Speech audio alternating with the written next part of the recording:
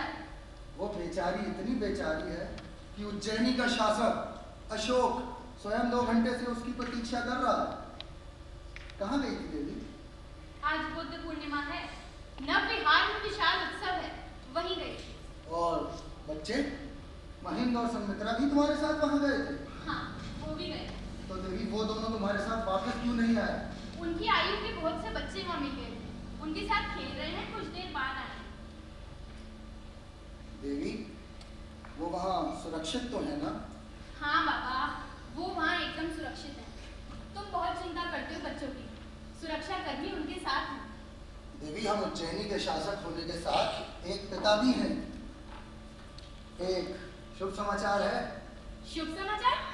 आज तो सब कुछ शुभ होगा। आज शुभ दिन है, बुद्ध पूर्णिमा। पाटलिपुत्र से महामंत्री का पत्र आया है। शुभ समाचार बाद में सुनूंगी, पहले तथागत के चरणों में नमन करके उनका आशीर्वाद हो। देवी आप जानती हैं हम आजीवक हैं, शाक्य मुनि के उपासक नहीं, परंतु फिर भी आज के दिन आपकी हर आज्ञा का पालन होगा।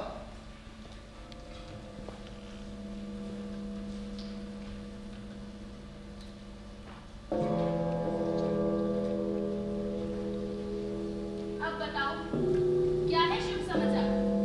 महामंत्री ने हमें पाटलिपुत्र बुलाया है। पिता महाराज रोगग्रस्त है। पिता महाराज रोगग्रस्त है? हाँ देवी, कदाचित उनके जीवन का अंत निकट है।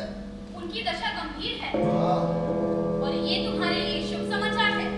नहीं देवी, हमारे कहने का तात्पर्य ये नहीं था। तो क्या है तुम्हारे कहने का तात्पर्य? हमारे कहने का तात्पर्य ये है। क्या है तुम्हारे कहने का तात्पर्य? तुम्ही ने कहा कि पिता महाराज रोगग्रस्त हैं और ये तुम्हारे लिए शुभ समाचार है। देवी हमारे कहे के अर्थ का अनर्थ मत करो, हम कुछ और कहना चाह रहे थे। तो क्या है शुभ समाचार? शुभ समाचार ये है कि महामंत्री ने हमें पाटलिपुत्र बुलाया है। क्यों? क्योंकि महामंत्री चाहता है कि पिता महाराज की मृत्यु के बाद मगध सिंहासन पर हमारा राज्याभिषेक हो। तुम्हारा क्यों? क्योंकि महामंत्री चाहता है, सेनापति चाहता है, देवी यहाँ तक कि मंत्रिमंडल के सारे मंत्री भी यही चाहते हैं। लेकिन मगध के सिंहासन पर पहला अधिकार तो तुम्हारे अग्रज का है। हमारा अग्रज सुशील, देवी आप जानती हैं उसके विषय में? नहीं, मैं कुछ नहीं जानती। वो पिता महाराज का लाडला है, वो राजा बनने योग्य नहीं है। कौन कहता है? सब कहते हैं, हम कहते हैं। तुम्हारे अतिरिक्त कौन कहता है? महामंत्री राधा गुप्त कहता है। देवी वो मंदिरों में जा जाके भजन करता है, वीणा बजाता है। नहीं, वो राजा बनने योग्य नहीं है। और महाराज? महाराज भी जानते हैं उसकी वास्तविकता को। ये सब तुम कैसे जानते हो? क्या महाराज ने तुमसे ये सब कहा? हमें महाराज से पूछने की आवश्यकता नहीं है। हम जानते हैं कि महाराज अवगत है उसकी अयोग्यता से। हो सकता है ये तुम्हारा भ्रम हो। भ्रम? देवी एक बार सेनापति ने सुशील को गांधार भेजने का परामर्श दिया और महाराज ने उनका यह परामर्श ठुकरा दिया। क्यों? महाराज ने कहा पश्तून बहुत ही दुर्दश जाति के हैं, उनके साथ युद्ध भी बहुत भयंकर रहेगा, इसीलिए सुशील के प्राण संकट में नहीं डाले जा सकते और उन्होंने सुशील के स्थान पर हमें वहां भेजने का परामर्श दिया। तो ये तो अच्छा ही हुआ, पश्तूनों को पराजित करके तुम्हें देशव्यापी यश प्राप्त करने का अवसर मिला। सुशील देश का भावी राजा है, इसीलिए उसके प्राण अमूल्य है और हमारा जीवन उसका कोई मूल्य नहीं है। कोई पिता अपने पुत्र के प्राण संकट में नहीं डाल सकता। ये सिर्फ कहने की बातें हैं देवी। उन्होंने तुम्हारी योग्यता का सम्मान किया। वो हमसे घृणा करते हैं। कैसी बात करते हो? कोई पिता अपने पुत्र से घृणा क्यों करेगा? क्योंकि हम कुरूप हैं।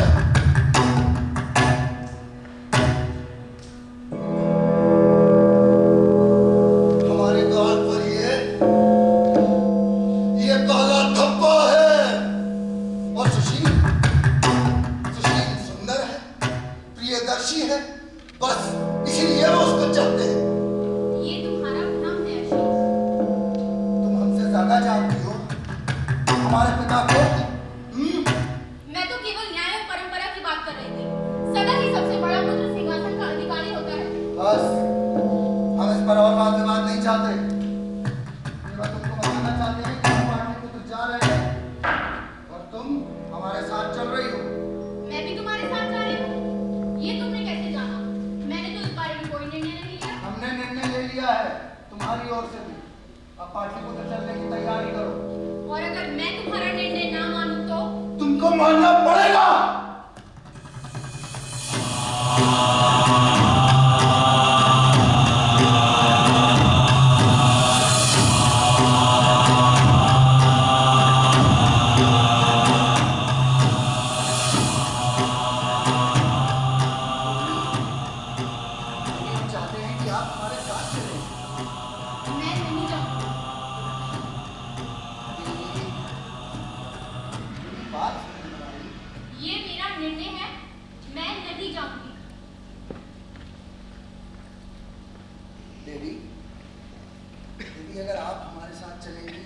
विजय अवश्य हमारी ही होगी।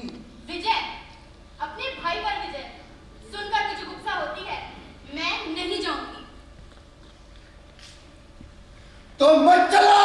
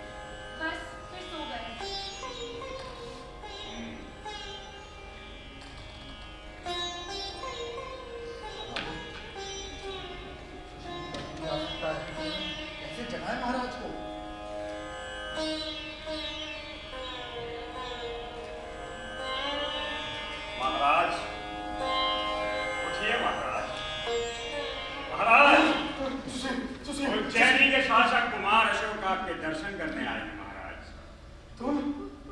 तुम यहाँ क्या कर रहे हो? तुम्हें तो हमने उज्जैनी से गांधार जाने का आदेश दिया, तुम क्यों नहीं गए? महाराज, कुमार अशोक स्वयं रोगग्रस्त हो गए थे, इसलिए आदेश का पालन ना हो सका। चुप रहा तुम। अच्छी तरह से जानते हैं ये तुम दोनों की मिली भगत। रोग से मुक्त होने के पश्चात तुम उज्जैनी से गांधार क्यों नहीं गए? यहाँ क्यों चले आए? महाराज, आपकी व्याधि का शुभ समाचार प्राप्त होते ही वे यहाँ दौड़े दौड़े आपके दर्शन के लिए चले आए। महाराज, आपकी व्याधि का अशुभ समाचार सुनते ही हम यहाँ आ गए। नहीं चाहिए तुम्हारी सेवा, चले जाओ यहाँ से। महाराज, मैं महामंत्री हूँ, राज्य में सुरक्षा और शांति सुनिश्चित करना मेरा कर्तव्य है। महाराज, कुमार सुशील भी गांधार में है, तो बिना राजा और उपराजा मगध साम्राज्य के हित में नहीं है महाराज। तो हम चाहते हैं कि कुमार अशोक को उपराजा घोषित करना न्यायोचित होगा। ये हम कदाचित नहीं होने देंगे। हम कुमार अशोक के मित्र हैं, इसलिए आपसे निवेदन नहीं कर रहे महाराज। मंत्रिमंडल के सभी आचार्यों का मत है और हमारे आचार्य चाणक्य का भी यही मत था।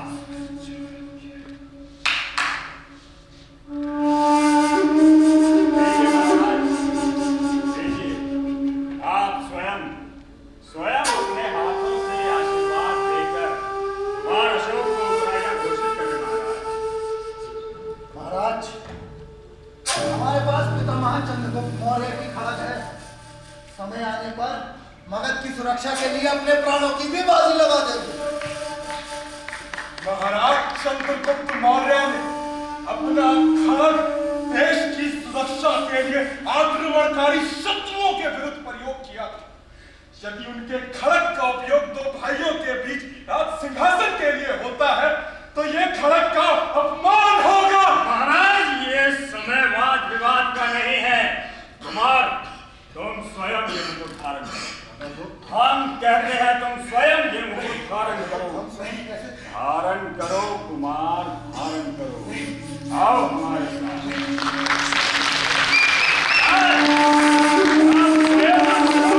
कुमार अशोक को मगध का उपराजा घोषित करें महाराज। आज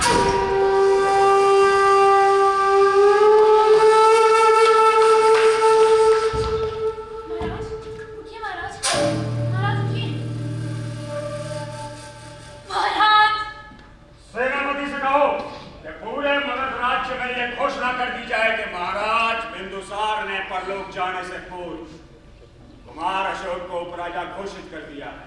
जो आज्ञा महामंत्री। राधागुप्त, हमने तो महाराज से केवल इतना निवेदन किया था कि हमें मगध का राजा मात्र बना दें, किंतु महाराज वो तो हमें मगध का राजा बना के चले गए। मगधराज सम्राट अशोक को नमन।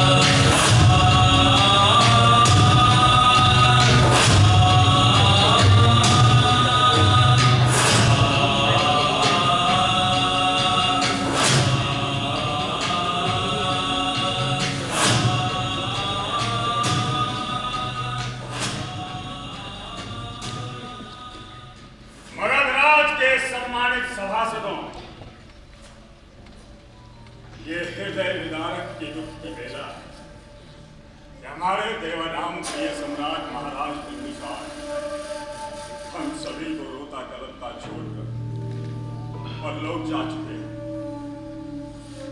परंतु परलोक जाने से पूर्व उन्होंने स्वयं कुमार अशोक को उपराजा घोषित किया। नियमानुसार उनके ज्येष्ठ पुत्र कुमार सुशील को ही उत्तराधिकारी होना चाहिए।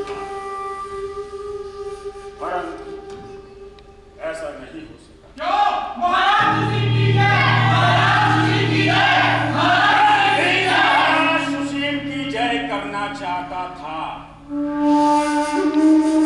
परंतु यह अब संभव नहीं है।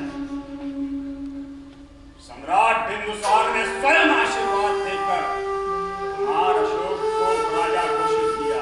ये सत्य नहीं है। किसने कहा कि ये सत्य नहीं है? वो सामने आए।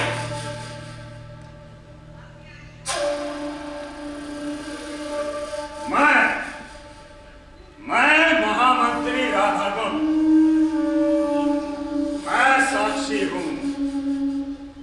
यदि किसी को मेरे सत्य पर संदेह है वो तो सामने आए। तू चुप करना बैठे। मैं आचार्य चाणक्य का पौत्र हूं। मैं कुछ भी कहूंगा या करूंगा उसके पीछे केवल एक भावना होगी, मगध साम्राज्य का हित। मैं पुनः कहता हूं, यदि किसी को संदेह है तो वो सामने आए। अर्थात किसी को संदेह नहीं है।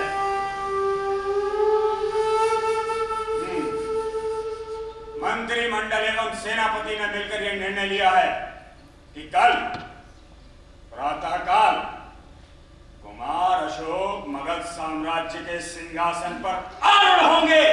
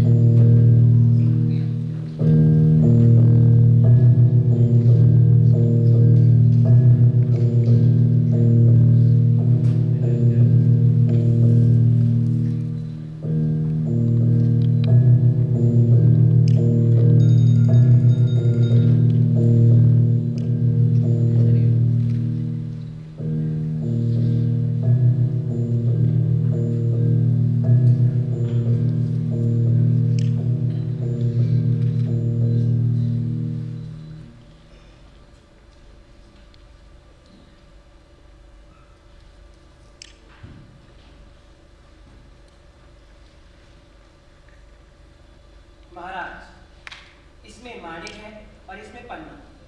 आपको कौन सा? ये पन्ने का।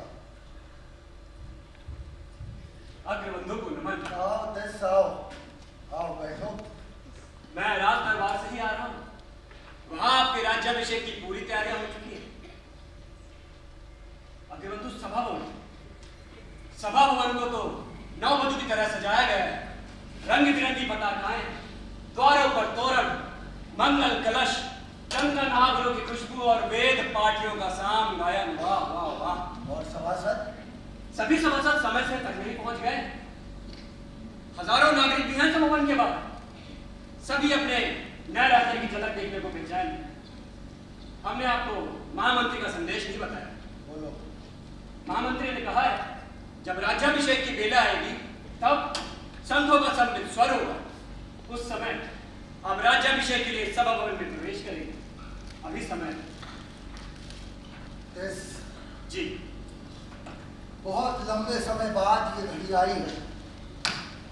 अग्रबंधु, पितामह चंद्रगुप्त मौर्य की राज उपाधि देवनाम प्रिय थी। आपकी राज उपाधि क्या होगी? उनकी खड़क हमारे पास है, इसीलिए उन्हीं के समान हमारी राज उपाधि भी देवानाम प्रिय ही होगी। राज तिलक के बाद लोग जय जयकार करेगा। देवानाम प्रिय राजा अशोक की जय, देवानाम प्रिय राजा अशोक की जय, देवानाम प्रिय राजा अशोक की जय।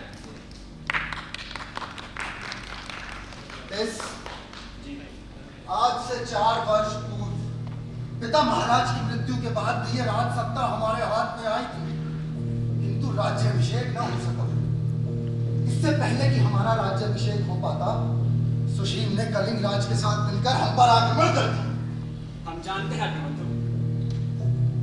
पूरे 4 वर्ष लग गए थे इस आक्रमण को दबाने में। पूरे 4 वर्ष लग गए। अग्रबंधु, आज बहुत पुनीत दिवस है। अपने अग्रबंधु को राजाधिराज देखना तो मेरा स्वप्न था। पुनीत दिवस तो है जी। यदि देवी भी आज हमारे साथ होती तो बहुत प्रसन्न होती, और बच्चे भी। बच्चे तो बहुत बड़े हो गए होंगे। हाँ, बड़े तो हो गए होंगे। जैसे एक माता पिता का सबसे बड़ा स्वप्न होता है अपने बच्चों को बड़ा होते हुए देखना, और हम तो इस सुख से भी वंचित रह गए थे। अग्रबंधु, बच्चे अपने नाना के साथ और देवी आर्या कदाचित संघ की शरण चल गई है। अब वो छुड़ी है। इसमें कोई आश्चर्य नहीं है। आरंभ से ही उसकी बुद्ध में अटूट श्रद्धा थी। अग्रबंधु, कहाँ मिल गई वो आपको? मेरा तात्पर्य, कैसे ढूंढा आपने? हमने नहीं थे, उन्होंने हमको ढूंढा। कैसे? पहले आपने बताया नहीं। सुनो, पहले जब हम गांधार के शासक थे तो हमने बहुत ही क्रूरता से उनके विद्रोह को कुचल दिया था। बस उसी का प्रतिशोध लेने के लिए कुछ पश्तून हमारे पीछे पीछे उज्जैन तक आए। और एक दिन जब घोड़े पर सवार होकर हम कहीं जा रहे थे तो उन पश्तूनों ने हम पर आक्रमण कर दिया। हे भगवान, फिर क्या हुआ? होना क्या था देश, 2 पश्तूनों को हमने वहीं मार गिराया और शेष भाग खड़े हुए। वाह अग्रबंधु वाह, आपकी वीरता तो अद्वितीय है। अब उसी समय देवी अपनी शिविका से बौद्ध विहार जा रही। अपनी शिविका से उन्होंने इस घटना को देखा और हमें मिलने के लिए अपने घर बुलाया। तो आप गए? हाँ, हम गए और वहां पहुंचते ही देवी ने हमसे बात की। वो आपकी वीरता पर मुग्ध हो गई होगी। परंतु हमने देवी से कह दिया हम वीर अवश्य नहीं, गुरु बोले हमारे गाल पर ये काला धब्बा। तो जानते हो उसने हमें क्या उत्तर दिया? क्या उत्तर दिया?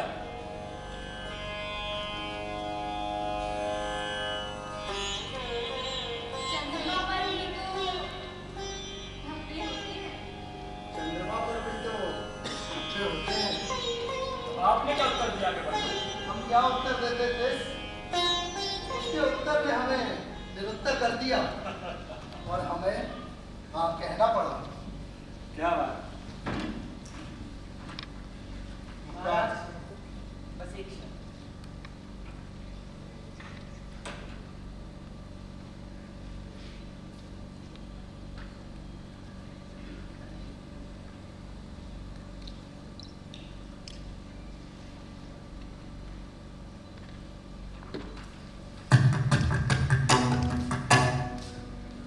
क्या कर रहे हैं?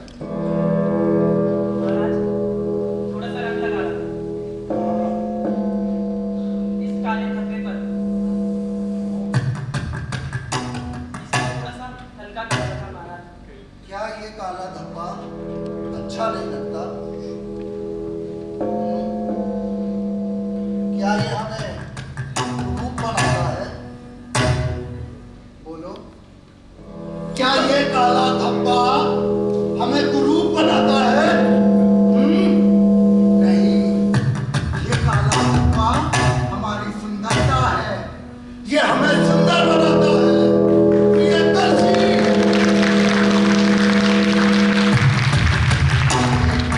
सुंदर प्रियदर्शी।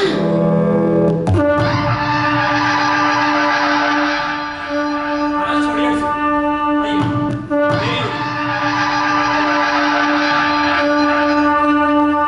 देखने में सुंदर। आइए।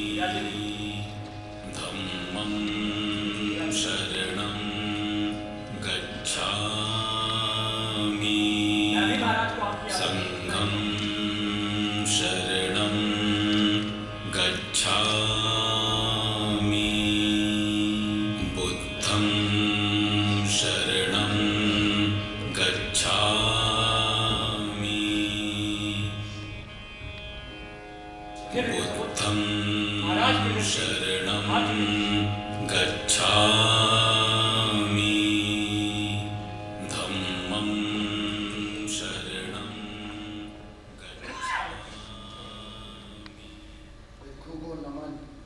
तथागत आपकी रक्षा करेगा।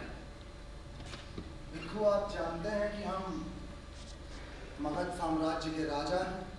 हाँ राजन। हमारे आदेश से हमारे अनुज कुमार कृष्ण ने कुट्टाराम बिहार के सभी श्रमणों को भिक्षा देने के लिए आमंत्रित किया था। ये आपको ज्ञात है? हाँ राजन। वहां से सब श्रमण आए, केवल आप नहीं आए। हाँ राजन। हम ये जानना चाहते हैं कि आप क्यों नहीं आए? राजन, मैं शुद्ध हाथों से ही भिक्षा ग्रहण करता हूँ। हमारे हाथ अशुद्ध हैं। आपके हाथों पर रक्त है राजन। रक्त? कहाँ है रक्त? आपको दिखाई नहीं पड़ता और मुझे दिखाई पड़ता। अच्छा, आप देख सकते हैं।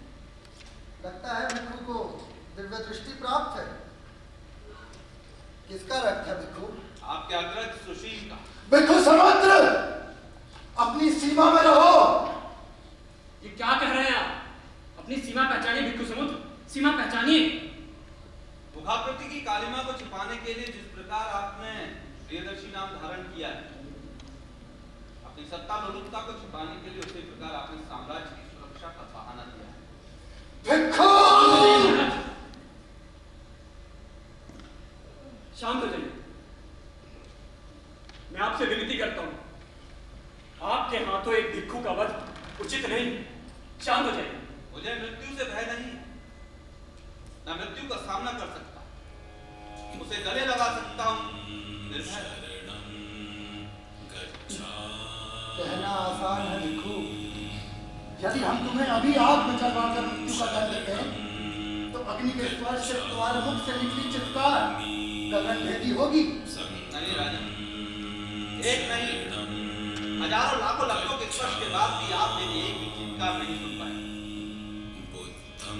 मैं मृत्यु का मौन वरण करूं।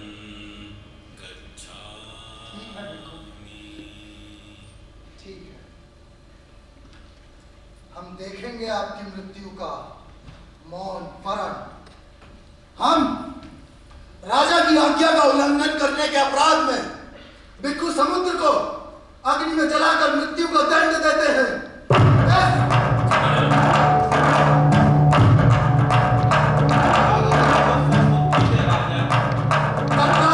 भिक्षु को अग्नि में जलवा दिया जाए।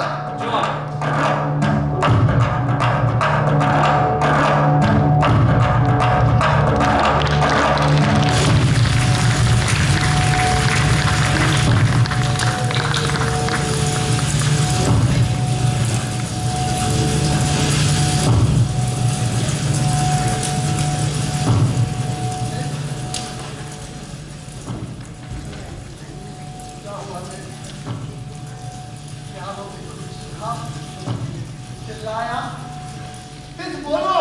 क्षमा करें महाराज, मुझे क्षमा करें। वो बिल्कुल चीखा या चिल्लाया नहीं। उसके मुख पर भय का भाव तक नहीं था। वह वैसा ही था जैसे वो प्रायः रहा करता था, शांत, अनिर्विघ्न। और जब उसे चिता पर ले जाया गया तब वो पद्मासन में बैठे थे और कदाचित उसने समाधि ली। और जब चिता को आग लगाई गई तो वो ऐसे जल गया जैसे सूखी लकड़ी जल जाती है। मुझे क्षमा करें महाराज, क्षमा करें। समझ में नहीं आता, तो भिक्षु बिल्कुल नहीं चीखा? नहीं महाराज। बिल्कुल नहीं चिल्लाया? नहीं महाराज। कोई मृत्यु का मौन वरण कैसे कर सकता है? भिक्षु समुद्र, हम तुमसे पराजित हुए। ऐसा क्या है धम्म में, बुद्ध में, संघ में जो मानव को मृत्यु पर विजयी बनाता है? भिक्षु समुद्र, हम पराजित हुए।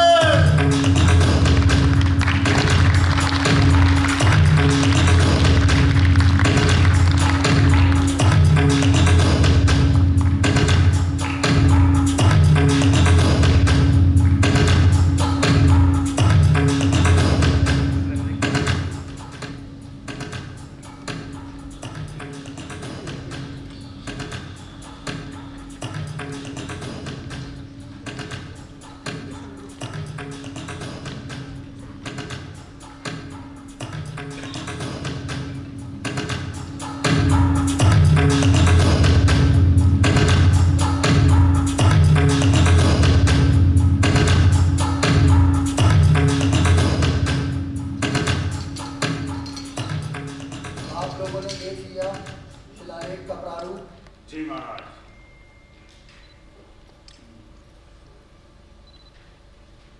हम जानते हैं कि हम अपनी प्रजा में चंडाशोक के नाम से प्रसिद्ध हैं।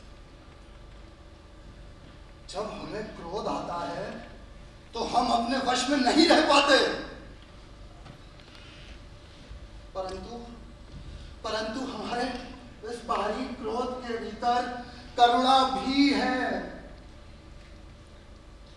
भिक्षु समुद्र की हत्या, सुशील की हत्या, हम विचलित हो जाते हैं कभी कभी। परंतु हमने उस दिन सुशील के पुत्र को देखा, कितनी शांति थी उसके मुख पर। उसने हमसे कहा कि उसने अपने पिता के हत्यारे को भी माफ कर दिया है। कहां से आई उसमें इतनी आंतरिक शांति? क्या ये तथागत की कृपा है? हाँ महाराज। और फिर कलिंग का युद्ध, उसकी विभीषिका तो आज भी हमारे हृदय में उद्वेलित होती है। हम खुद से पूछते हैं कि क्यों किया हमने कलिंग निर्णय भी आप ही का था महाराज। महामंत्री, परंतु कलेहिराज ने सुशील के साथ मिलकर हम पर हमला कर दिया था। महाराज, तब क्यों क्षोभ करते हैं आप कलिंग युद्ध पर? महामंत्री, हम एक मनुष्य भी तो हैं।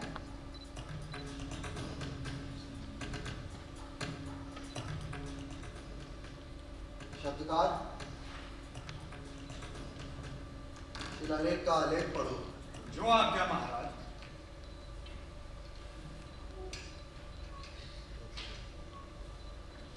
कलिंग युद्ध में हुई प्रत्येक हत्या, प्रत्येक मृत्यु और प्रत्येक निष्कासन से देवानाम प्रिय पीड़ा अनुभव करते हैं। उन्होंने ये शिलालेख इसलिए उत्कीर्ण करवाया है जिससे उनके पुत्र और पौत्र नवीन विजय का संकल्प ना करें। ठीक है, हमें तो ठीक लगता है। आपका क्या कहना है मंत्र को? ठीक है महाराज, मगर ये भी अंकित होना चाहिए कि अगर आपके उत्तराधिकारी नवीन विजय करना चाहें तो हम विजय करें। शब्दकार, आलेख लिखो। लिखो, देवानाम प्रिय राजा प्रियदर्शी चाहते हैं कि उनके उत्तराधिकारी अगर नवीन विजय करना चाहे तो धम्म विजय करें, धैर्य घोष के स्थान पर धम्म घोष करें। हाँ महाराज, ये बिल्कुल समुचित है। परंतु महाराज, जन लोग को यह भी ज्ञात होना चाहिए कि धर्म क्या है। इतने ही मतांतर है महाराज। धर्म तो एक ही है, तथागत का अभिधर्म बौद्ध धर्म। सागर मते, आपका कहने का तात्पर्य है कि बाकी और धर्म नहीं है, वैदिक है, जैन है, आजीवक है, चार्वाकवादी है, क्या वो धर्म नहीं है? महाराज बौद्ध उपासक है महामंत्री, तो उनका कर्तव्य है बौद्ध धर्म का ही प्रचार करना।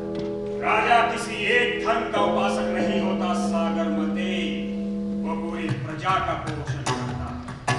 किंतु महाराज अब धर्म और बौद्ध की शरण में है, अतएव आपका कर्तव्य है महाराज कि आप प्रजा को भी केवल बौद्ध धर्म के लिए ही निर्देशित करें। यदि राजा प्रजा में विभेद करे तो वो राजपद योग्य नहीं है।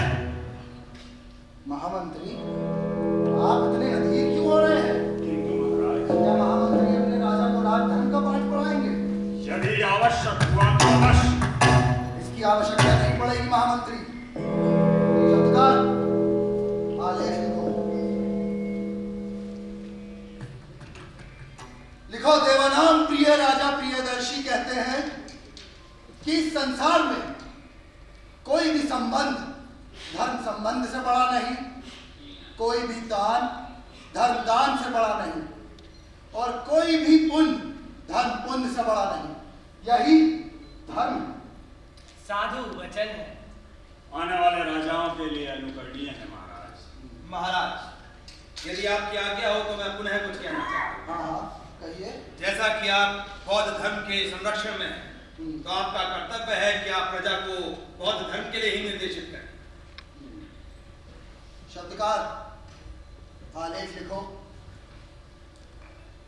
अनुचरों और कर्मचारियों के प्रति उचित व्यवहार, माता पिता के प्रति सम्मान, मित्रों तथा संबंधियों के प्रति उदारता, यही धर्म है। महामंत्री, समुचित है महाराज। शब्दकार, दूसरा आलेख। देवानाम प्रिय राजा प्रियदर्शी की आज्ञा से ये धर्म आज्ञा लिखी गई है, उनके राज्य में ना तो किसी जीवित पशु की हत्या की जाए और ना ही उसकी बलि चढ़ाई जाए। पहले देवानाम प्रिय राजा प्रियदर्शी की राज रसोई में हर दिन हजारों पशुओं का वध भोजन के लिए किया जाता था। अब इस धर्म आज्ञा के लिखे जाते समय राज रसोई में एक भी पशु का वध नहीं किया जाता है। किंतु ये तो सत्य नहीं है। ये किसका विचार था? स्थविर का यही विचार था। स्थिर आलेख में गलत लिखने की आदेश नहीं दे सकते। हमने ठीक कहा ना स्थिर? हाँ महाराज, वो मैंने बस ऐसे ही सोचा। शब्दकार, आलेख लिखो। आज से पहले राज भोजन के लिए राज रसोई में सहस्त्र पशुओं का वध किया जाता था, किंतु इस धर्माज्ञा के बाद केवल 2 मोर और 1 हिरन ही वध किए जाएंगे और कालांतर में ये वध भी निषेध है। महामंत्री जी महाराज, हमारी ये धर्माज्ञाएं शिलाओं पर अंकित करवाई जाए ताकि समय के साथ सब कुछ मिट जाए, परंतु हमारी धर्माज्ञाएं नहीं मिटनी चाहिए।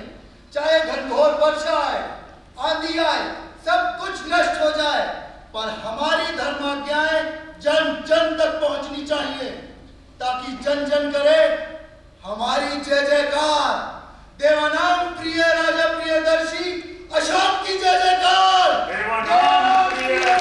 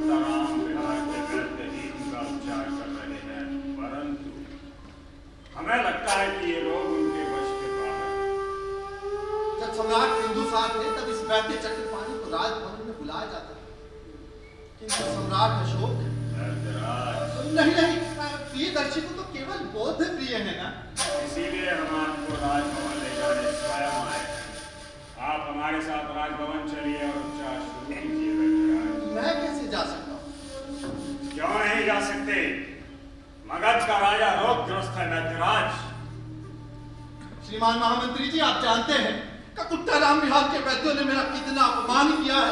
राज के संरक्षण ने उन्हें अहंकारी बना दिया है। अपने से हर कोई अन्य उन्हें हीन नजर आता है। वैद्यराज चक्रपाणी, ककुट्टा राम विहार के वैद्यों को तो बाद में अनुशासित किया जा सकता है, परंतु अभी प्रश्न है महाराज के उपचार का। आप हमारे साथ राजभवन चलिए और उपचार शुरू कीजिए वैद्यराज। आपने धर्म संकट में डाल दिया, इसीलिए वैद्यराज हम आपसे स्वयं निवेदन करने आए। मैंने राजभवन न जाने की शपथ ली है। वैद्यराज, हम नहीं चाहते कि राज सिंहासन के लिए एक बार फिर से वो भीषण युद्ध हो जैसा सम्राट बिंदुसार के देहावसान के समय हुआ था। पूरे 4 वर्ष वैद्यराज, पूरे 4 वर्ष तक वो युद्ध चलता रहा। वैद्यराज, हम नहीं चाहेंगे कि हमारी प्रजा वो विनाश लीला पुनः भोगे। मैं शपथ से बना हूं, मेरी व्यवस्था है। हाँ, परंतु एक उपाय है। क्या? मेरी भांजी, जिसने मेरे पिताश्री से आयुर्वेद के प्रशिक्षण में प्रवीणता प्राप्त की है, वो महाराज का उपचार कर सकती है। वैद्यराज, एक अनजान वैद्य के हाथों में हम महाराज का जीवन कैसे सौंप सकते हैं? यदि कुछ हो गया तो सारा लांछन हम पर आ जाएगा। आप मुझ पर विश्वास कीजिए और फिर मैं स्वयं भी तो महाराज के उपचार पर उससे परामर्श करूंगा। महाराज के उपचार पर निरंतर दृष्टि बनाए रखूंगा। यदि आप उनका उपचार करने में सक्षम है तो ये कुकुट्टा विहार के वैद्यों को शांति होगी। वैद्यराज जी, कहाँ है आपकी भांजी? बुलाइए शिष्य। तीक्ष्णरक्षिता, पुत्री तीक्ष्णरक्षिता, महामंत्री आए।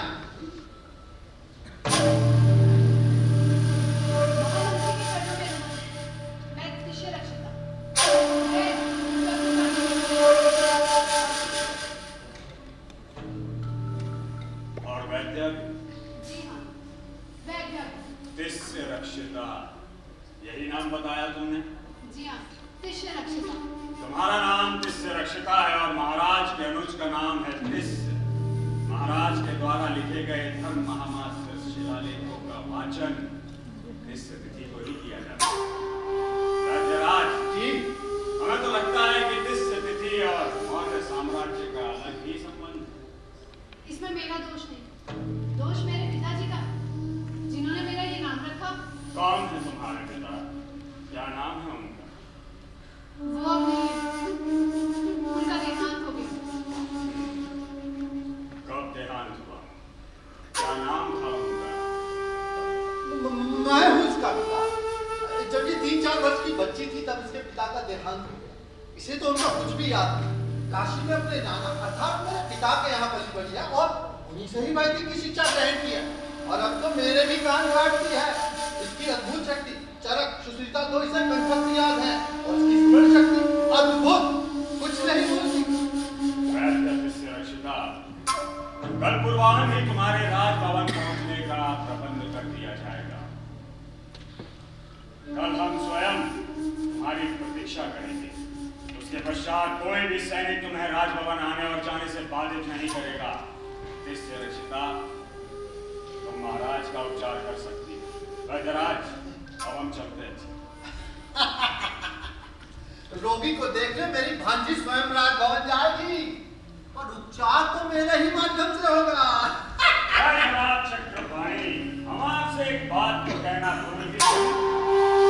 आपकी शत्रुता कुकुट बिहार के वैद्यों से है वैद्यराज, परंतु इस शत्रुता की आंच महाराज के उपचार पर नहीं आनी चाहिए।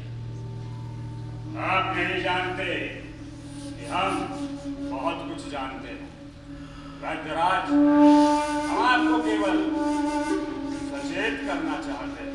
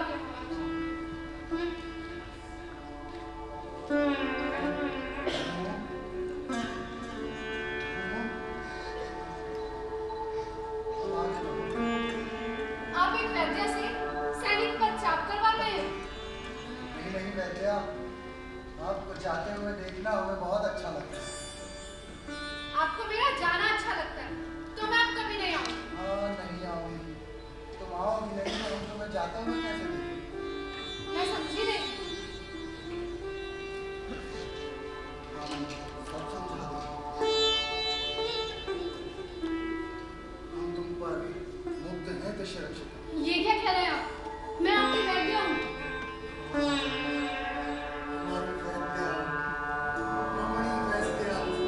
जिसका अंग अंग विधाता ने अपने हाथों से रचा है।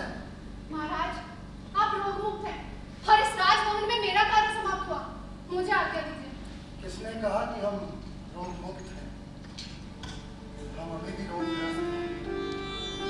सांप ज्वर से पीड़ित हैं। हमारी भुजाओं में समा जाओ। सौभाग्य है तुम्हारा कि तुम्हारा राजा ऊपर मिलता है। तुम्हें राजा ने सिर्फ हमारे लिए बनाया। ये अनुचित है महाराज।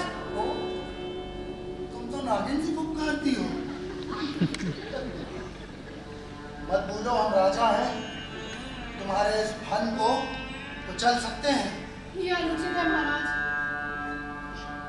उचित अनुचित का ज्ञान अब तुम दोगी हमें। मैं आपके वैद्य हूँ, मुझ पर कृपा कीजिए, मुझे जाने की आज्ञा दें। अब इससे ज्यादा कृपा एक राजा अपनी रमणीय कन्या पर और क्या कर सकता है? मुझे क्षमा करें महाराज, मैं इस कृपा के योग्य नहीं हूँ, मुझे जाने की आज्ञा दें। कैसे आज्ञा देगी तुम्हें जाने की दिशा रक्षिता? तुम्हारा ये अप्रतिम सौंदर्य, हमें ऐसा लगता है कि हमारे लक्ष्य में कोई अप्सरा उतर आई हो। रक्षिता, हम राजा हैं और अपने राजा की आज्ञा का पालन करना हमारा कर्तव्य है। हम चाहते हैं कि तुम अपने घुटनों के बल बैठकर स्वयं हमें अपना सुंदर रूप अर्पित करो। तुम्हारा ये मौन हमारी आज्ञा का अवज्ञा है। वैद्या, मत भूलो, हम तुम्हें आग में जलवा सकते हैं। तुम्हारा ये जीवन मरण हमारे हाथों में है। वैद्या, हमारी आज्ञा का पालन हो। महाराज, आपको खांसी आए तो ये भेषज लीजिएगा। हाँ, मुझे आज्ञा दीजिए। ठहरो दिशरक्षिता, ठहरो। हमारी पटरानी असंगता का देहांत हो गया। उसके स्थान पर हम तुम्हें अपनी पटरानी बनाना चाहते हैं। तुमसे विवाह करना चाहते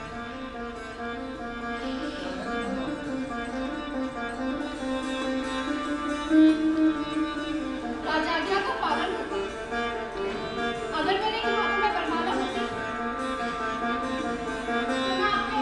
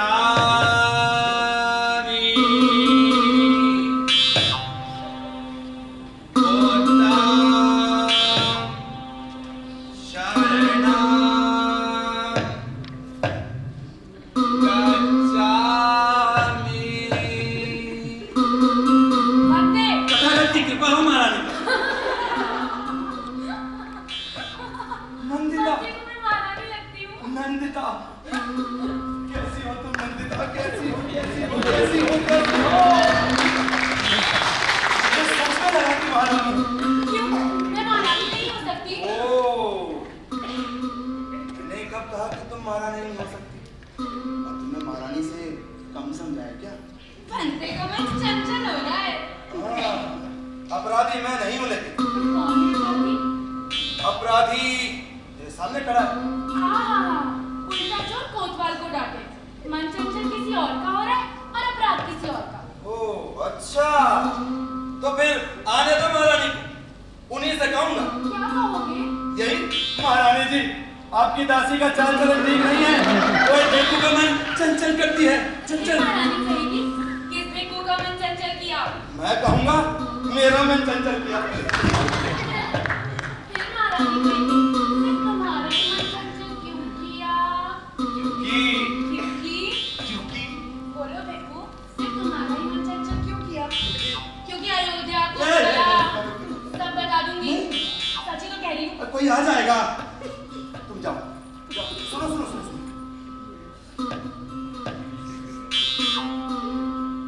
ध्यान रखना। बुद्धं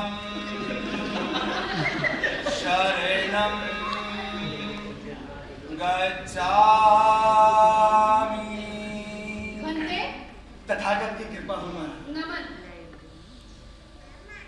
मेरी दासी नंदिता से मुझे ज्ञात हुआ कि आप मुझसे मिलना चाहते थे। हम तो सभी से मिलना चाहते हैं। अब भिक्षु है ना, अब भिक्षा मांगनी है तो मिलना तो पड़ेगा ही। आपसे भी मिलना पड़ेगा। तो आप भिक्षा मांगने के लिए मुझसे मिलना नहीं चाहते नहीं हैं? नहीं नहीं, वो आपकी दासी नंदिता है ना, उसने कहा कि मगध की महारानी किसी बौद्ध भिक्षु से मिलना चाहती है। मैंने कहा कि वो बौद्ध भिक्षु से मिलना चाहती है और बौद्ध भिक्षु मैं स्वयं हूँ, तो मुझसे क्यों नहीं? तब जाके नंदिता ने आपको मेरे बारे में बताया, भिक्षु सागरमती। तो आप नंदिता को जानते हैं? हाँ, अब जान पहचान तो हो ही जाती है ना महारानी जी। भिक्षा मांगनी है तो ऐसे में सबसे जान पहचान हो जाती है, धनिक से, निर्धन से, दुर्बल से, बलवान से, न जाने किस किस से। कितना जानते हैं आप नंदिता को? जितना सबको। महारानी जी, मेरा नाम सागरमते है। सागर सा विशाल मेरा हृदय, इसमें सब समा जाते हैं। कब से जानते हैं? बोलो, कब से जानते हो? बहुत दिनों से। आप कहाँ के हैं? अब जानती तो हैं, हम पाटलिपुत्र के कुकुट्टा बिहार में रहते हैं, वहीं से आए हैं। भिक्षु बनने के पहले कहाँ थे? मेरे प्रश्न का उत्तर दीजिए। भिक्षु बनने के पहले कहाँ थे? अपने माता पिता के साथ? उत्तर दीजिए, अन्यथा कारागार में जाना पड़ सकता है। नहीं, कारागार में क्यों महारानी जी? राजप्रसाद में अवैध प्रवेश और चोरी के अपराध में। तो यह सत्य है महारानी जी। मगध की महारानी नित्य रक्षिता को झूठ कहने का साहस किसमें है? नहीं, ऐसा न्याय मत कीजिए एक निरपराधी को, मत कीजिए। पूर्व जन्म में कहाँ थे? मथुरा के पास कोशिकला गांव में। और नंदिता, वो भी कोशिकला ग्राम से। आप दोनों में प्रेम संबंध है?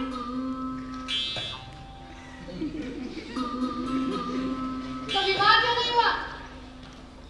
बताइए, विवाह क्यों नहीं हुआ? अब कैसे होता विवाह महारानी जी? मैं ठहरा एक शूद्र निषाद, वो विद्वान पाठकों ब्राह्मणों की पुत्री, कहाँ मैं कहाँ वो। नहीं हो पाया। कैसे प्रेमी था आप दोनों? भाग क्यों नहीं गए एक साथ? भाग गए थे महारानी जी, भाग गए थे, लेकिन पकड़े गए। कैसे? वो हम अयोध्या के पास रह रहे थे, नंदिता के घर वाले घात लगाते लगाते आ गए। फिर? फिर क्या, मैं इतना रहा था, मेरे पड़ोसियों ने बताया, सागर, ओ सागर, यह बताना नंदिता के घर वाले घात लगा बैठे हैं। मैंने मौका पाया और भाग गया और अपने सर घुटाए और सागर की शरण में चला आया। भिक्षु, मैं आप पर विश्वास कर सकती हूँ? अवश्य, आप मुझ पर उतना ही विश्वास कर सकती हैं महारानी जी, जितना कि अपनी दासी नंदिता पर करते हैं आप। सोच विचार कर उत्तर दीजिएगा। आप आग से खेल रहे हैं? सोचिए, पूर्ण रूप से सोचिए, आप मुझ पर विश्वास कर सकते हैं। मुझे महाराज के बारे में सारी सूचना चाहिए। महाराज कब कब किस बौद्ध विहार में जाते हैं? माँ स्थावर और स्थावर से उनकी क्या क्या बातें हुई? महाराज ने संघ को कितनी धनराशि भेंट की? सारी सूचना महाराज के बारे में और संघ के बारे में भी। आपकी आज्ञा का पालन होगा महारानी जी, अब मुझे अनुमति दीजिए। भिक्षु, जाने से पहले मैं आपको एक कथा सुनाना चाहती हूँ। एक राक्षस था जिसने पूरी धरती पर उत्पात मचा रखा था। जब चाहे अपनी मनमानी करता, औरतों के साथ बलात्कार करता, लोगों के घर लूटता, देवताओं को भी परेशान कर रखा था। देवता अगर उसका सर खड़क से काटते तो वो पुनः जुड़ जाता। इतना अजय और अवैध राक्षस था कि एक एक करके उसने सारे देवताओं को बंदी बना लिया और तो और इंद्र का सिंहासन भी हथिया लिया। अच्छा, फिर कैसे मिला इंद्र को उनका सिंहासन वापस? इंद्राणी की बुद्धि से।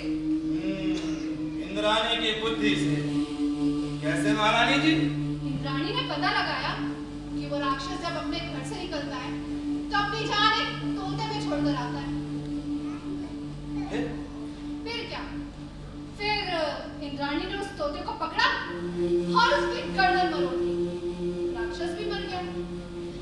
कैसी लगी मेरी कहानी? बहुत अच्छी महारानी। अब मुझे अनुमति दे। वैसे मेरे पास भी एक तोता है जिसका नाम है नंदिता। अगर आवश्यकता पड़ी तो उस तोते की भी गर्दन मोड़ी जा सकती है। नमन भी।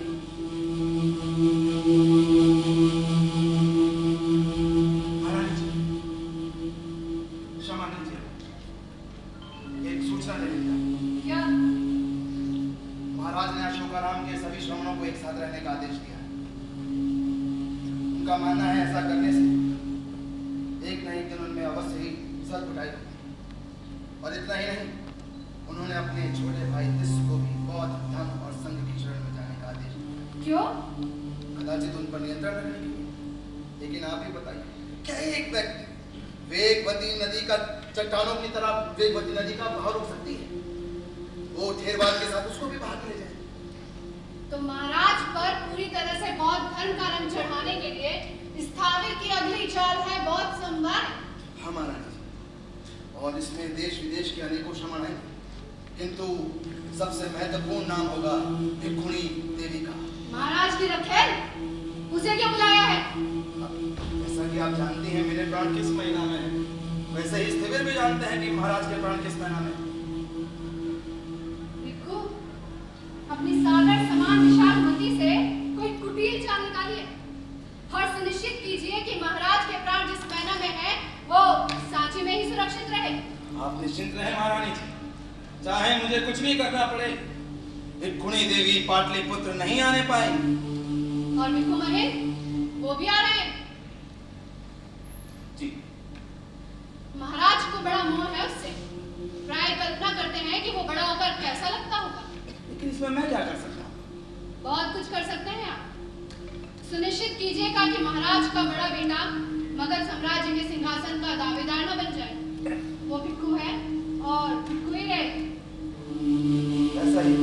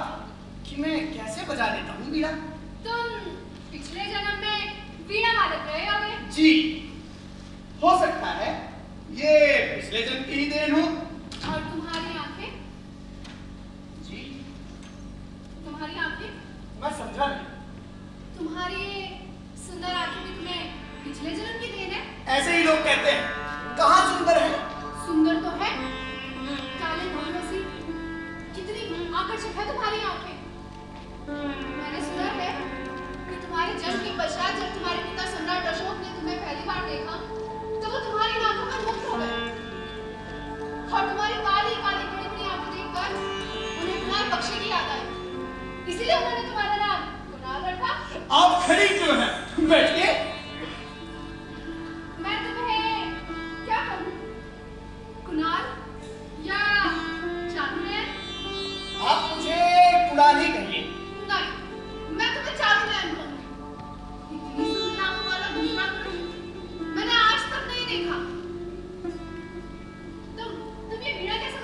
तनिक बजा के दिखाओ ना।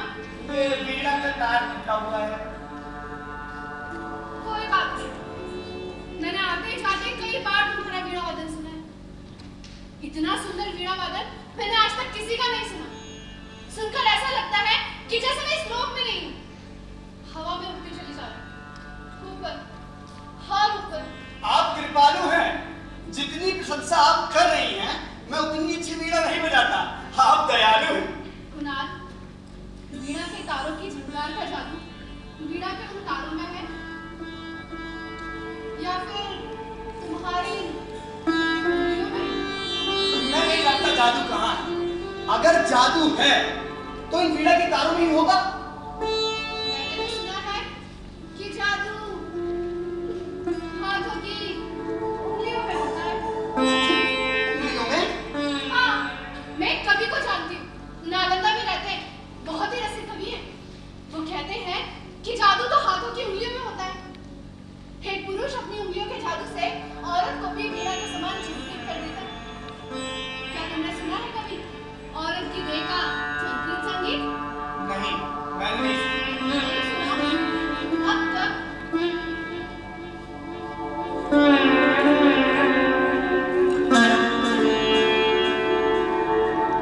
जादू है तुम्हारी उंगलियों में।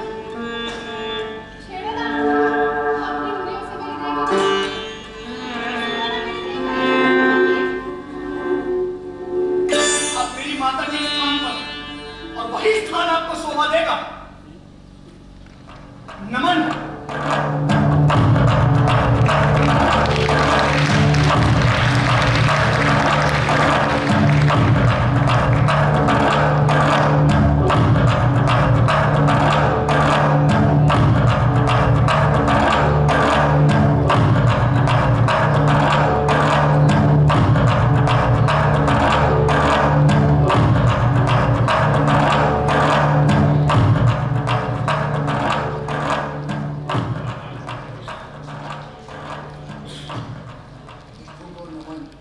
तथागत की कृपा हो राजन। क्या संदेश लाए हैं भिक्षु? महाराज, लगभग 10,000 भिक्षु पूरे देश से आएंगे, विदेशों से भी भिक्षु आएंगे। भिक्षु महेंद्र को कहाँ भेज रहे हैं? यवन देश, अंतियोकस के राज में। यवन देश? भिक्षु यवन देश तो किसी अनुभवी को भेजना चाहिए। नहीं, आप महेंद्र को श्रीलंका भेजिए। जैसे कहाँ है भिक्षु महेंद्र? वो आ गए हैं, वो बाहर आपकी प्रतीक्षा कर रहे हैं। आपने उन्हें बाहर क्यों बिठा दिया? जाइए उन्हें बुला के लाइए। आप चिंता ना करें, मैं अभी उन्हें बुलवाता हूँ। भिक्षु महेंद्र और भिक्षु सागरमती को सागर बुलाया।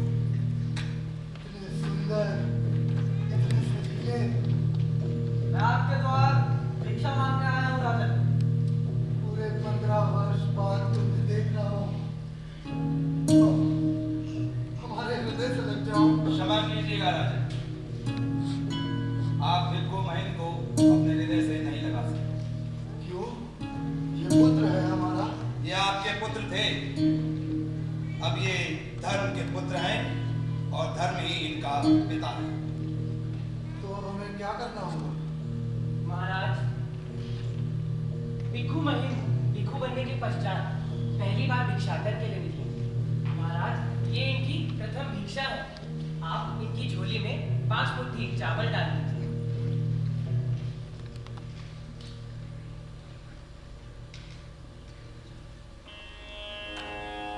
बुद्धं शरणं गच्छामि, धम्मं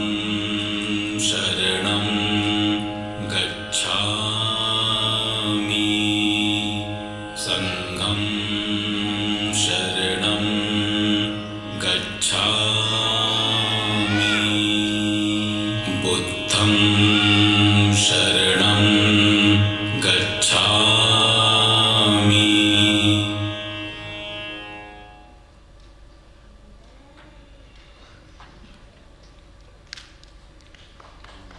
भिक्षु, हम आपको प्रथम दीक्षा देकर खुद को सौभाग्यशाली समझते हैं।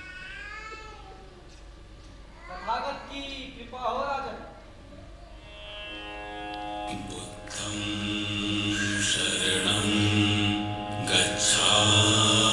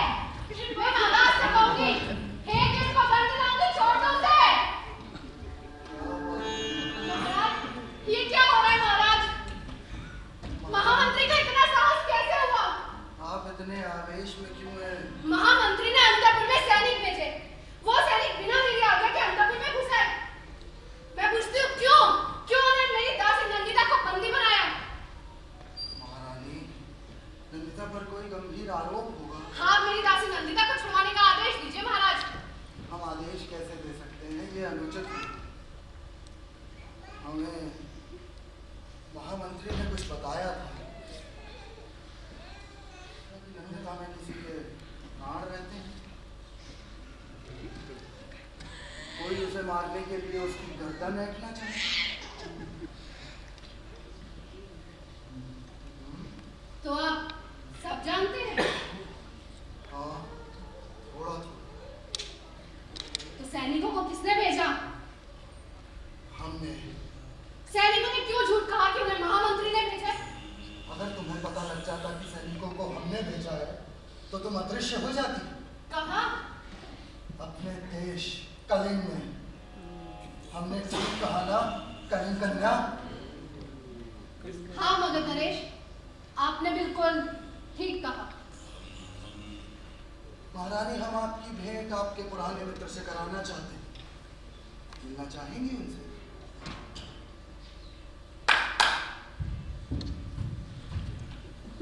भिक्षु सागर मंदिर। भिक्षु सागर मंदिर को तो आप जानती होंगी महारानी। सागरमते आपके लिए एक विशेष भेंट लाए हैं। क्या भेंट लाए हैं भिक्खू?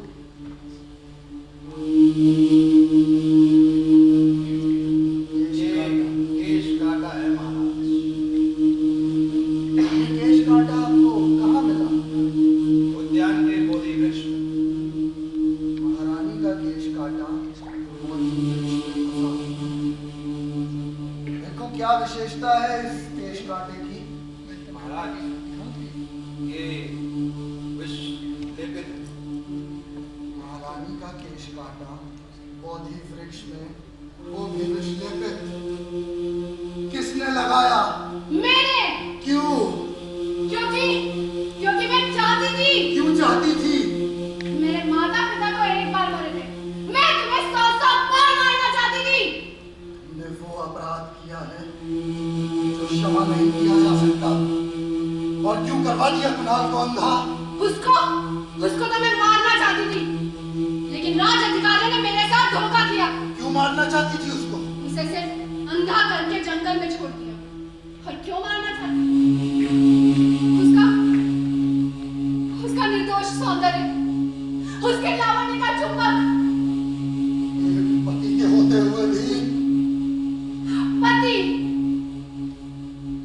गद्य यौवन, खंडित यौवन, वृद्ध पति। दुष्ट, हमें समझ में नहीं आ रहा है कि तेरे साथ क्या किया जाए। तुझे सूली पर टंगवा दिया जाए या आग में जलवा दिया जाए। सैनिकों, बंदी बना लो इसे। मुझे मौत का भय नहीं है अशोक। तुमने मेरे माता पिता की हत्या की, अपने भाई सुसीम की हत्या की, तुमने कलिंग साम्राज्य की हत्या की। ले जाओ इसे। अब तुम मगध साम्राज्य की हत्या कर रहे हो अशोक। कल प्रातःकाल मेरी मृत्यु हो जाएगी अशोक, पर तुम अपने जीवन काल में 100 बार मरोगे अशोक, 100 बार मरोगे। ले जाओ इसे।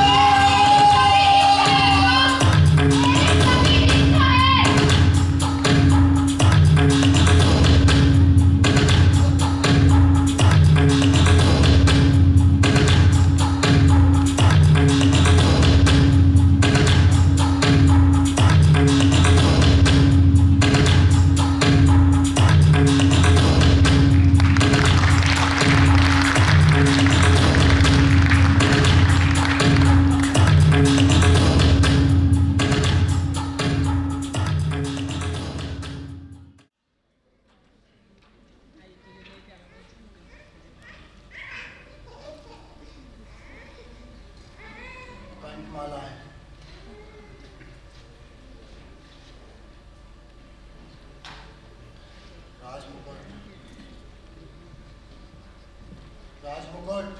महाराज राजमुकुट नहीं है। राजमुकुट नहीं है? आपका खड़ग भी नहीं है महाराज। राजमुकुट नहीं है, खड़ग नहीं है। किसका साहस हो सकता है हमारे राजमुकुट और खड़ग को छूने का? तुमने अंतःपुर अधिकारियों से पूछा नहीं? पूछा महाराज, किंतु वो भी नहीं जानते कहाँ गया। अंतःपुर अधिकारियों को बुला के लाओ अभी।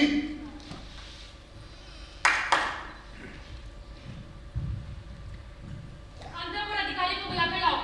आज्ञा नहीं है। ये महाराज की आज्ञा है, बुला कर लाओ। आज्ञा नहीं है। क्या महाराज की अवज्ञा कर रहे हो? इसका परिणाम जानते हो? जाओ जाके बुला के लाओ। आज्ञा नहीं है। हमारी आज्ञा का उल्लंघन कर रहे हो। तुम्हें आग में जलवा देंगे। जाओ अंतःपुर अधिकारियों को बुला के लाओ अभी। आज्ञा नहीं है। किसकी आज्ञा नहीं है? महामंत्री की। तो महामंत्री को जाके बुला के लाओ। आज्ञा नहीं है। आज्ञा नहीं तो हम खुद जाके पूछेंगे महामंत्री से इस आज्ञा का अर्थ। आज्ञा नहीं है। हमें कक्ष के बाहर जाने की भी आज्ञा नहीं। आज्ञा नहीं है। हमें आज्ञा नहीं है, आज्ञा नहीं है। हमारे कान पक्के हैं सुन सुनकर। मेरी आज्ञा का उल्लंघन कर रहे हो, एक राजा की आज्ञा का। अब आप राजा नहीं हैं। क्या बकते हो? आपको राजपद से हटा दिया गया है। किसने हटाया? मंत्रिमंडल ने, सेनापति ने। अब देवानाम प्रिय कुणाल राजा हैं। लेकिन वो तो बेचारा नेत्रहीन। इसलिए उनके पुत्र कुमार संप्रीति को उपराजा बनाया गया है। और हम? आप बंदी हैं। हम बंदी हैं।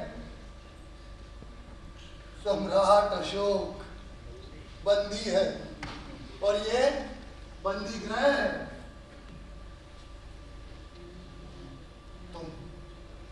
तुम तो बंदी नहीं हो ना? तो क्या कर रही हो यहाँ? निकलो, निकलो यहाँ से।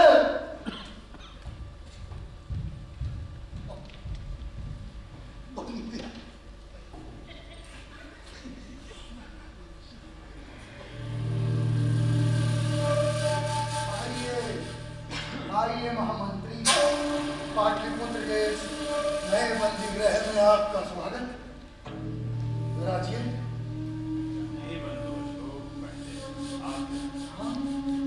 हम कैसे विराज करते हैं अपने राजा के आगे? हम तो पाटलिपुत्र के कुछ मात्र प्राणी हैं। आप विराजिए महामंत्री।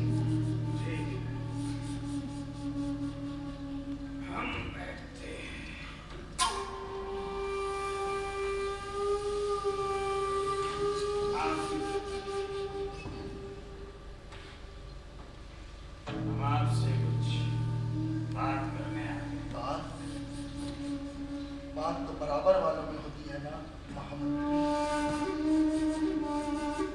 परंतु हम आवश्यक समझते हैं स्पष्टीकरण देना। इस बात का स्पष्टीकरण, क्या स्पष्टीकरण देने के बाद आप हमें ये राज्य, ये राज सिंहासन सब वापस लौटा देंगे? नहीं ना?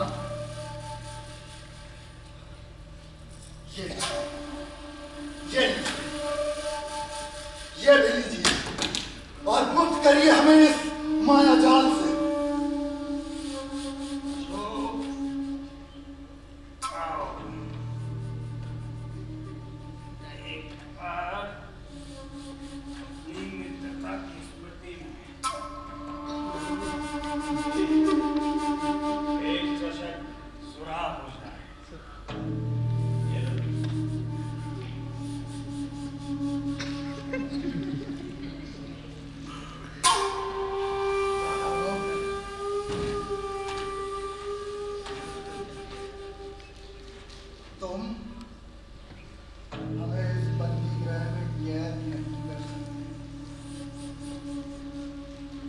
हम इतिहास में जा चुके हैं,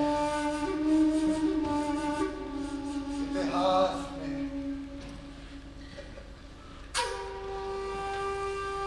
ऐसे क्या देख रहे हैं? नहीं समझे? हम समझे। शिलाओं पर उकेरा हमारा नाम, गांधार तक सिर्फ देवानाम प्रिय राजा अशोक के नाम की दुमदुमी बजा रहा है। राजा गुप्त, हम इतिहास हो चुके हैं।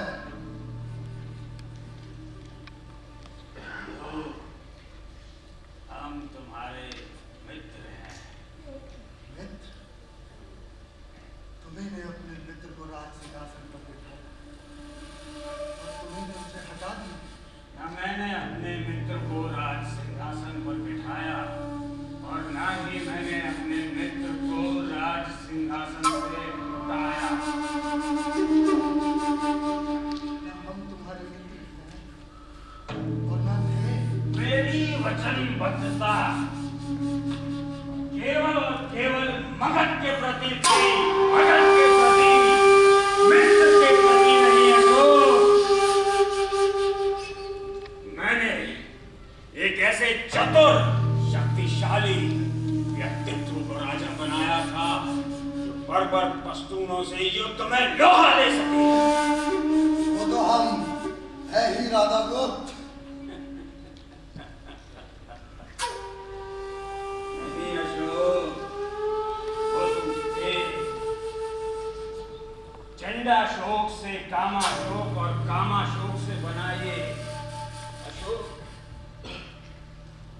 जब धर्म प्रचारक बन गया तो हमें विवशता में ये सब करना पड़ा।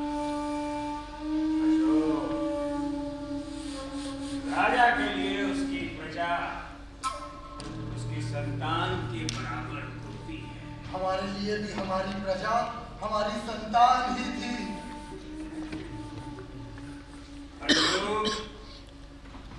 ऐसा केवल शिलालेख में लिखा है, केवल शिलालेख में। तुमने 84,000 स्तूप और विहार बनाने की घोषणा भी कर दी। पूरे मगध राज्य का राजकोष रिक्त हो गया। किसानों के खेतों में पानी तक नहीं पहुंचा। सड़कें और नहरें टूटी पड़ी हैं अशोक, टूटी पड़ी हैं। किसान मगध राज के नगरों में हमारी ही प्रजा को लूटने लगे हैं। और तुम इन सबसे आंखें मूंद कर अनजान बने बैठे हो यहाँ और क्या कर रहे हो?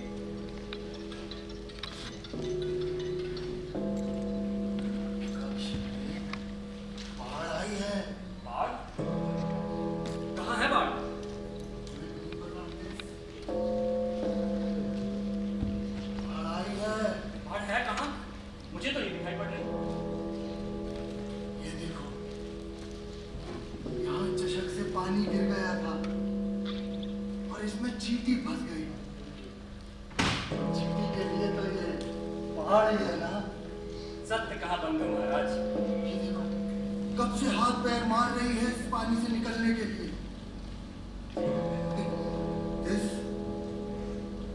इसका दिल बहुत जोर से धड़क रहा होगा अपनी मृत्यु को अपनी आंखों के सामने देख के। हर प्राणियों में जीवित रहने की इच्छा होती है महाराज। ये भी अपने जीवन से अंततः चिपके रहना चाहती है। चीटी, चीटी, आ जाओ। देखो, ये सीख हम तुम्हारी जान बचाने के लिए लाए हैं। आ जाओ, आ जाओ। बंधु महाराज, चीटी समझ नहीं पा रही है कि ये सीख उसके प्राणों की रक्षा के लिए। ये चीटी भी अंततः अपने जीवन से चिपके रहना चाहती है। देखो, हम ये सीख तुम्हें बचाने के लिए लाए हैं। आओ, आओ, आओ, आओ। बंधु महाराज, देखिए चीटी सीख पर चढ़ गई। चीटी, हमने तुम्हें बचा लिया। तुम जल निमग्न थी, हमने तुम्हें बचा लिया। अब तुम्हारा शेष जीवन तुम्हारा है। जैसे चाहो वैसे जियो।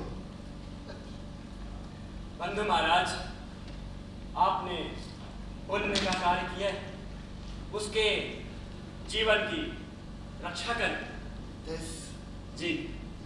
हमने कलिंग युद्ध में सहस्त्रों के प्राण ले लिए। एक चीटी की जान तो बचा ही सकते। जी महाराज।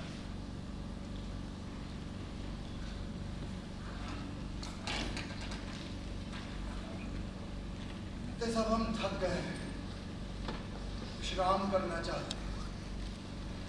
कब मिलेगी हमें शांति? महाराज को नमन। मैसूर से भिक्खु काके आपसे मिलने आए हैं। क्या उनको ज्ञात नहीं है कि अब हम? उनको सब ज्ञात है। उन्होंने महामंत्री की आज्ञा से आपसे मिलने आए हैं। तो फिर वो हमसे क्या चाहते हैं? उन्होंने कहा कि आपको उनका नाम बता दिया जाए और आपको सब कुछ याद आ जाएगा। हाँ, हमें स्मरण आया। मैसूर के एक भिक्खु को हमने वचन दिया था, जब भी वो पाटलिपुत्र आएंगे तो हम अपने हाथों से उनको भिक्षा देंगे।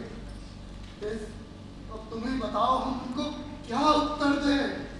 बंधु महाराज, मैं भिक्खु को समझा दूंगा कि आपका दान देना निषेध। जाओ, भिक्खु को सादर लेकर आओ।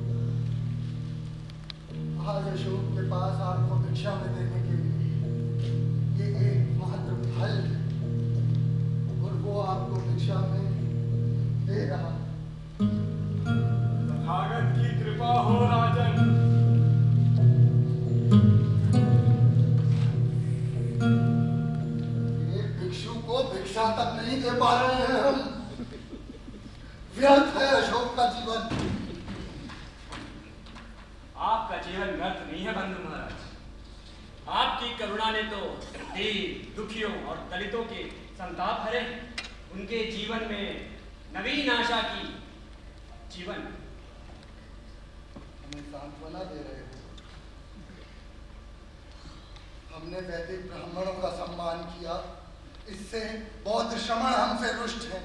बौद्ध श्रमणों का सम्मान किया, इससे वैदिक ब्राह्मण हमसे रुष्ट हैं। हमें तो समझ में नहीं आ रहा कि क्यों किया हमने अभी धर्म का प्रचार। बंधु महाराज, आप धम्माशोक हैं। नहीं है हम कोई धम्माशोक, चंडाशोक, कामाशोक। हम बस अशोक, अशोक, जिसकी माता को राजा बिंदुसार ने निष्कासित कर दिया था, और यही प्रेम हम देवी को देना चाहते हैं। किस? जी महाराज। वो आ गई। कौन महाराज? हमारी संतानों की माता देवी। कहाँ? ये देखो देवी, देवी तुम क्यों नहीं आई हमारे साथ? क्यों आ रही तुम्हारे साथ? तुम हमारे जीवन को अर्थ देती हो देवी। तुम्हारे जीवन को अर्थ देने के लिए स्त्रियों की भीड़ थी। देवी हम हर इस उस नारी में तुम्हें ही खोजते थे। तुम क्यों चले गए मुझे छोड़कर? हमें जाना पड़ा देवी, जाना पड़ा। देवी और पाटलिपुत्र में से तुमने चुना पाटलिपुत्र। देवी समझ गई, प्रयास करो, हम विवश थे। और देवी को छोड़ दिया। इसे समझना, देवी बहुत ही कम क्षण आते हैं ऐसे एक मनुष्य के जीवन में जब वो राज, सत्ता, प्रभुत्व, यश सब कुछ अपनी मुट्ठी में कर पाता है। अपनी मुट्ठी खोलो अशोक।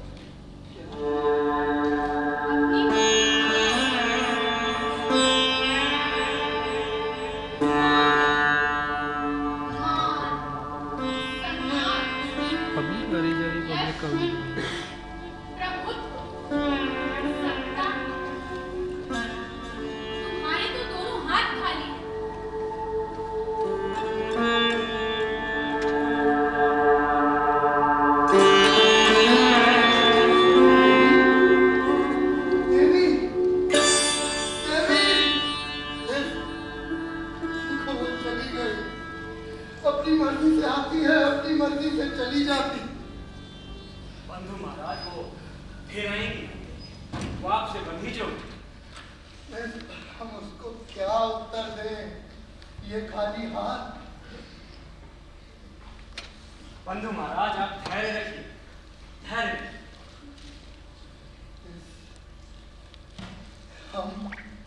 हम बताते हैं कि हम आज क्यों आए पाटलिपुत्र। एक निष्कासित माता के पुत्र को लोग देखकर भी नहीं देखते थे, जैसे कि हम अदृश्य हो।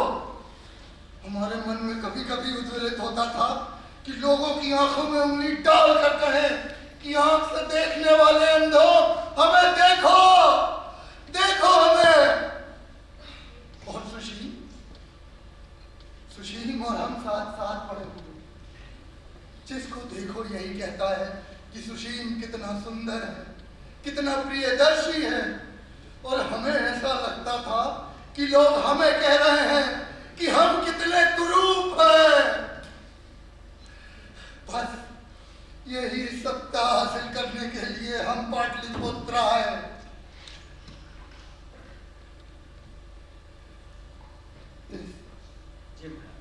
अब हमारे ध्यान का समय हो चुका है।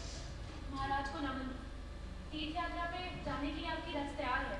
तीर्थ यात्रा? हाँ, आप बोधि वृक्ष के दर्शन करने बोधि गया जा रहे हैं महाराज। बोधि गया? जी महाराज, आपकी यात्रा के लिए आपके साथ देवी दासी भी आपके साथ जाएंगी। तो बनते आप भी जानते हैं कि हम यात्रा पे जा रहे हैं। एक बस जिसको यात्रा पे जाना है उसी को नहीं मालूम है कि वो यात्रा पे जा रहा है। इन सब ज्ञानियों के बीच एक हम ही अज्ञानी हैं। हम नहीं जाएंगे किसी रास्ते, नहीं, हम नहीं जाएंगे। अशोक, तीर्थ यात्रा तो मात्र एक बहाना है तुम्हें कारागार से बाहर ले जाने की। मंत्रिमंडल में तुम्हारे अनेकों शत्रु हैं अशोक। तुम हिमालय की पुष्प वादियों में सुरक्षित रहो। क्या मगध की सेना में इतनी ताकत भी नहीं है कि हमारी रक्षा कर सके? बंधु अशोक,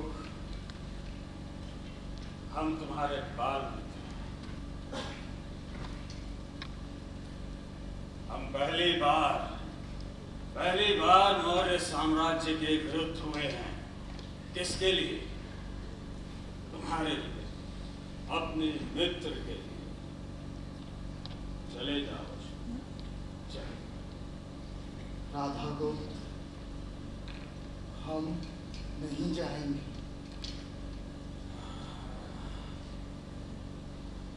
ठीक है अशोक, तुम यही रहो, यही रहो अशोक, यही रहो। तुम यही रहो अशोक, यही रहो, यही रहो अशोक, यही रहो।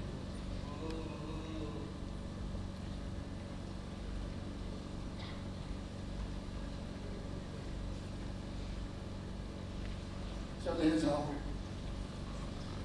अब चले जाओ, निकलो, जाओ, जाओ, अब जाओ, हमें अकेला छोड़ दो, अकेला छोड़ दो हमें, हम रहेंगे।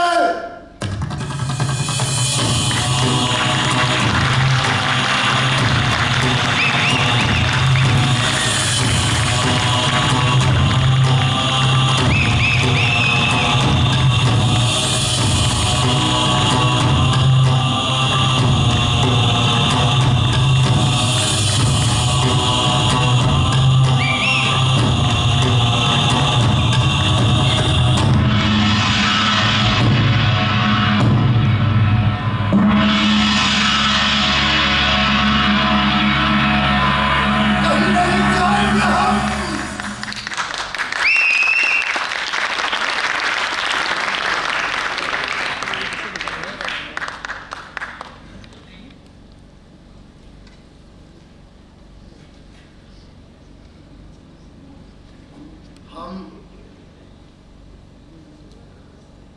देख चुके हैं प्रकांड सूर्य के प्रकाश को संध्या में ढलते हुए। अब हमें रात्रि की कालिमा की प्रतीक्षा है। हम समझ चुके हैं जीवन और मृत्यु का अंतस्तः संबंध। इस माया जीवन को छोड़कर अब हम तथागत की कृपा में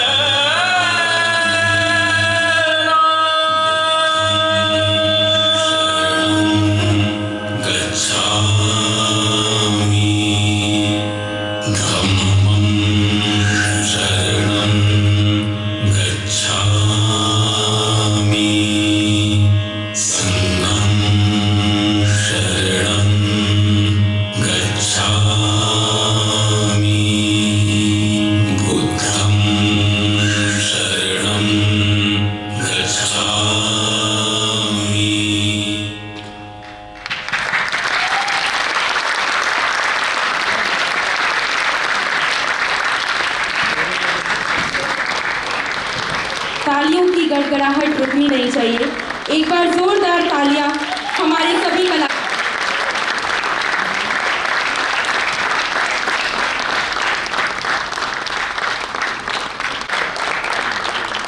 देवी की भूमिका में चार्वी गोस्वामी। तिस की भूमिका में रवि मालती शुक्ला,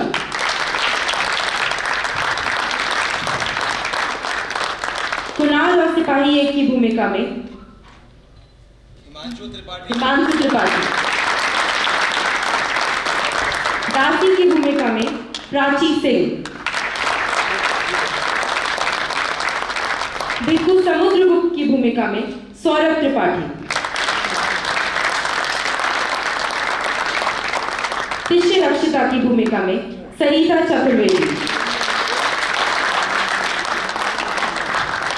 बिल्कु सागरमते की भूमिका में अविनाश तिवारी,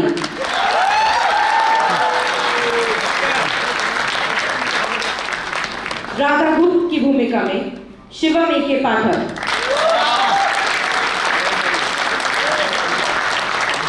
और सम्राट अशोक की भूमिका में दिशांत मल्होत्रा।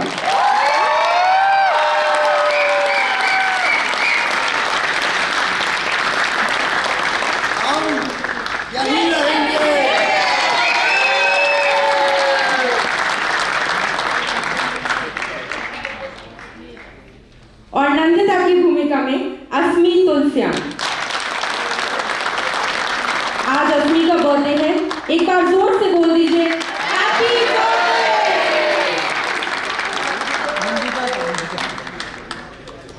अब मंच पर एक कलाकारों का मैं परिचय करवाना चाहूंगी। लाइट्स में हमारे साथ थे अतुल मिश्रा जी, कॉस्ट्यूम में थी चंद्रकांता त्रिपाठी,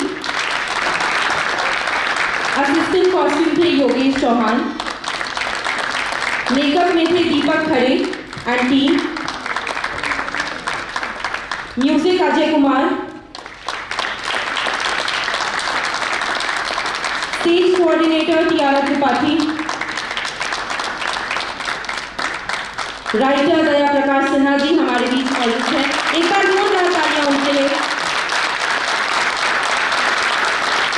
मैं मंच पर लेखक पद्मश्री डीपी सिन्हा जी को आमंत्रित करती हूँ और इस नाटक के डायरेक्टर मिस्टर रोहित त्रिपाठी जी से भी अनुरोध करती हूँ कृपया मंच पर आएं।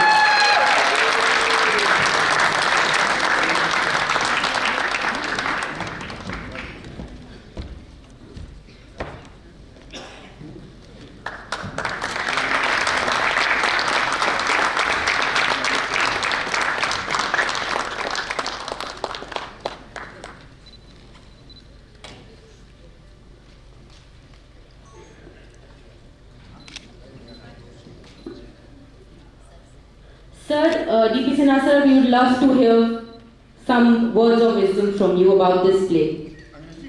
नहीं, आप हिंदी में बोलिए।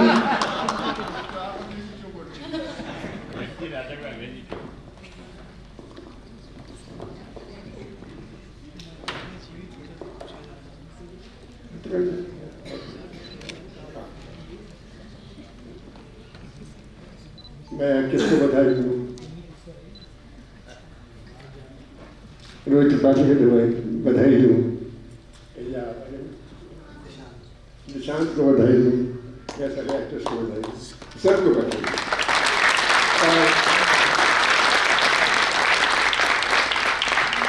देखिए, नाटक जो है बिना दर्शकों के पूरा नहीं होता है। नाटक कितना ही अच्छा हो, अगर दर्शक नहीं हो तो नाटक तो अच्छा नहीं हो सकता। थिएटर के लिए जितना जरूरी एक्टर्स का है उतना ही इम्पोर्टेंट दर्शकों का भी। और दर्शक चाहे अगर हॉल भरा हो और दर्शकों को नाटक पसंद आए तो नाटक को फेल कर सकते हैं।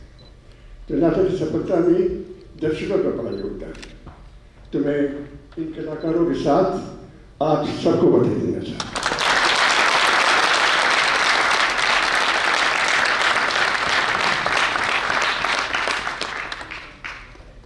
ये नाटक को लिखना बड़ा मुश्किल काम था और बड़ी हिम्मत का भी काम था। हिम्मत का काम इसलिए कि अशोक की छवि है और उस छवि को ये नाटक कहीं ना कहीं भंग करता है। और नाटक की यदि छवि भंग होती है नाटक में ही सम्राट अशोक की, तो उसके लिए मैं जिम्मेदार नहीं हूँ, बिल्कुल जिम्मेदार नहीं। इसके लिए जिम्मेदार है इतिहासकार आरजी भंडार का, राजा को लेकर चार्ल्स एलन और सबसे ऊपर रवींद्रनाथ थापर। तो इन लोगों की ग्रंथों से जो हमने अशोक के बारे में सूचना प्राप्त की, और ये इतिहासकार भी कहाँ से सूचना लाई है, इन्होंने बौद्ध ग्रंथों का अध्ययन किया, और जिन बौद्ध ग्रंथों में सम्राट अशोक के बारे में सूचना मिलती है वो है दीपवंश, महावंश, ये बौद्ध ग्रंथ हैं, सिलोन के, श्रीलंका में लिखे हुए उनकी भाषा में उनके ग्रंथ हैं। इसके अलावा